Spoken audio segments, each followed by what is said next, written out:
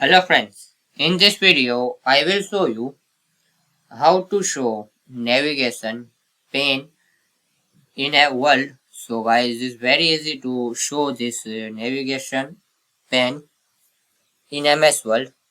So you see here these tabs, you need to click on here view tab.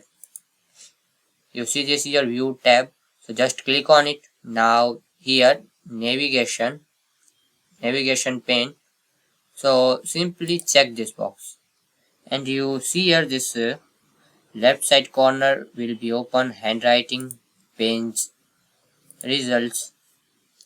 So navigation pen bar will be open.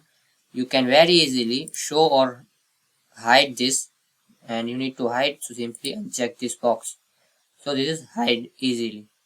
So this way you can very easily show this navigation pen in MS World. So thanks for watching this video.